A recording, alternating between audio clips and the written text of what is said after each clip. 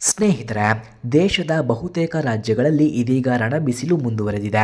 ಈ ನಡುವೆಯೇ ಹಲವೆಡೆ ಮಳೆಯಾಗುತ್ತಿದೆ. ಹಾಗೆಯೇ ಮುಂದಿನ 2 ದಿನಗಳ ಕಾಲ ಈ ಭಾಗಗಳಲ್ಲಿ ಗುಡುಗು ಸಹಿತ ಮಿಂಚು ಭಾರಿ ಮಳೆ ಆಗುವ ಸಾಧ್ಯತೆ ಇದೆ ಎಂದು ಭಾರತೀಯ ಹವಾಮಾನ ಇಲಾಖೆಯು ಮುನ್ಸೂಚನೆಯನ್ನು ನೀಡಿದೆ. ಉತ್ತರ ಭಾರತದಲ್ಲಿ ತಾಪಮಾನ ಏರಿಕೆಯಾಗಲಿದ್ದು, ಮಾರ್ಚ್ ಅಂತ್ಯದ ವೇಳೆಗೆ ದೆಹಲಿ 40 ಡಿಗ್ರಿ ಸೆಲ್ಸಿಯಸ್ ತಲುಪಲಿದೆ. ಮತ್ತೊಂದೆಡೆ ಈ ವೇಳೆ ರಾಜಸ್ಥಾನ ಮತ್ತು ಬಿಹಾರದಲ್ಲಿ ಮಳೆಯಾಗುವ ಸಾಧ್ಯತೆ ಇದೆ ಎಂದು ಹವಾಮಾನ ಇಲಾಖೆಯು ಮುನ್ಸೂಚನೆ ನೀಡಿದೆ. ಜೊತೆಗೆ ಬಿಸಿಲಿನ ತಾಪಮಾನದಿಂದ ಆಗುವ ಅನಾಹುತಗಳಿಂದ ತಪ್ಪಿಸಿಕೊಳ್ಳಲು ಜನರಿಗೆ ಕೆಲವೊಂದು ಸಲಹೆಗಳನ್ನು ಅಧಿಕಾರಿಗಳು ನೀಡಿದ್ದಾರೆ. ಭಾರತೀಯ ಹವಾಮಾನ ಇಲಾಖೆಯ ಪ್ರಕಾರ ಮುಂದಿನ ದಿನಗಳಲ್ಲಿ ದೆಹಲಿ, ಉತ್ತರ ಪ್ರದೇಶ, ಹರಿಯಾಣ ಮತ್ತು ಪಂಜಾಬ್ನಲ್ಲಿ ತಾಪಮಾನ ಏರಿಕೆಯಾಗುವ ಸಾಧ್ಯತೆ ಇದೆ. ಮಾರ್ಚ್ ಅಂತ್ಯದ ವೇಳೆಗೆ 40 ಡಿಗ್ರಿ ಸೆಲ್ಸಿಯಸ್ ವರೆಗೆ ತಲುಪಲಿದೆ ಎಂದು ಎಚ್ಚರಿಕೆ ಸಂದೇಶವನ್ನು ನೀಡಿದೆ.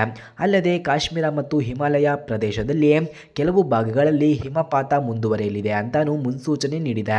ಮುಂದಿನ ಕೆಲವು ದಿನಗಳಲ್ಲಿ ದೆಹಲಿಯಲ್ಲಿ ತಾಪಮಾನದಲ್ಲಿ ಏರಿಕೆಯಾಗುವ ಸಾಧ್ಯತೆ ಇದೆ.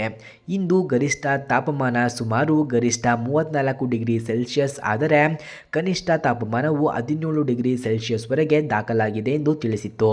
ಇನ್ನು ಮಾರ್ಚ್ 25ರ ವೇಳೆಗೆ ಹಗಲಿನ ವೇಳೆ ತಾಪಮಾನವು 36 ಡಿಗ್ರಿ ಸೆಲ್ಸಿಯಸ್ ಮತ್ತು ರಾತ್ರಿ ವೇಳೆ 18 ಡಿಗ್ರಿ ಸೆಲ್ಸಿಯಸ್ ವರೆಗೆ ಏರಿಕೆಯಾಗಬಹುದು ಎಂದು ಹವಾಮಾನ ಇಲಾಖೆಯು ಮುನ್ಸೂಚನೆಯನ್ನು ನೀಡಿದೆ.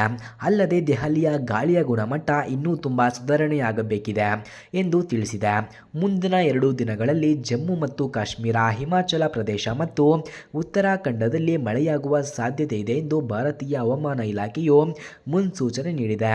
ಇದೇ ವೇಳೆ ದೆಹಲಿ, ಹರಿಯಾಣ, ಪಂಜಾಬ್, ರಾಜಸ್ಥಾನ, ಉತ್ತರ ಪ್ರದೇಶ ಮತ್ತು ಬಿಹಾರದ ಕೆಲವು ಭಾಗಗಳಲ್ಲಿ ಗುಡುಗು ಸಹಿತ ಸಾಧಾರಣ ಮಳೆಯಾಗುವ ಸಾಧ್ಯತೆ ಇದೆ ಎಂದು ತಿಳಿಸಿದೆ. ಸೊ ಫ್ರೆಂಡ್ಸ್, ಈ ಮಾಹಿತಿ ನಿಮಗೆ ಇಷ್ಟವಾಗಿದ್ದರೆ ಈ ವಿಡಿಯೋಗೆ ಒಂದು ಲೈಕ್ ಮಾಡಿ.